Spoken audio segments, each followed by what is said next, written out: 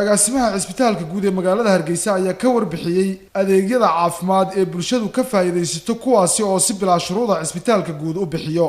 Dr. Askar waxa uu ka warramay meertada hawleed iyo dhaqdhaqaaqyada ka jira cisbitaalka Hargeysa isagoo hoosta ka xariiqay inuu waqtigan ku jiro cisbitaalkaasi waqtiyadiisa ugu fiican. Agaasimaha cisbitaalka guud ee Hargeysa ayaa sidoo kale taxay qaybaha takhasusaadka ee joogtada looga helo cisbitaalka guud ee magaalada Hargeysa oo waqtiyadii u dambeeyay dib u habayn iyo casriyeyn ku jiray. waxa jira iyadana qaliimada iyagana gaarka ah ee khaas ahaan loo qabto dumarka xaaladda degdegga ah ku jira uur kale iyadana waxa weeyaan waa joogto 24 saacadood heegan baa loo yahay markii loo baahdana waa la fulin karaa waana la qabtaa. waxa jirta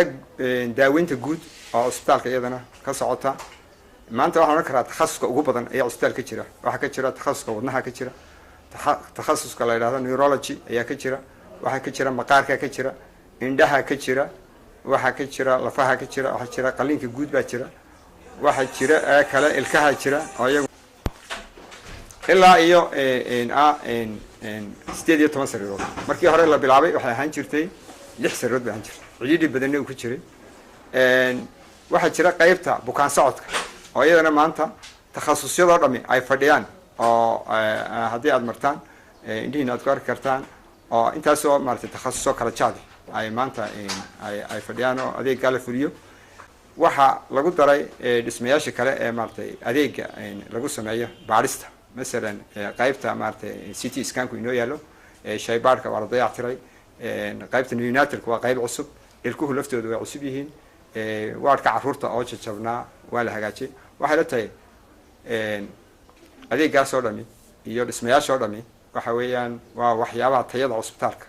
kor u qaaday. waxa kamid ah dhismaha albaabka imika ku yaala oo xaggan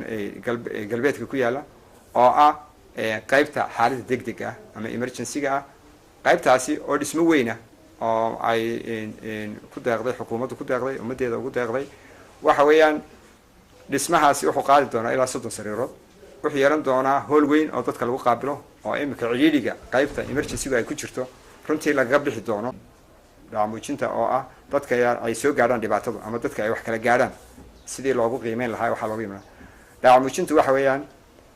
waa wax kamid ah sharcigeena iyo xeerkeena oo ku jira oo qof kasta oo dhaawac soo gaadha uu xaq u leeyahay inuu helo dhaamuujin. dhaamuujintaasi cisbitaalku ma bixiyo ta oo horeeya waxa bixiya saldhigga. qolalka meydka waa la kordhiyay oo muddadii u dambeeyay dad samafala ayaa noo dhisay ilaa 2 qolo kale oo cusub ayaa lagu daray marka iyaguna dadka meydka lagu mayro adeeggaasi waa adeeg qofka u bilaasha.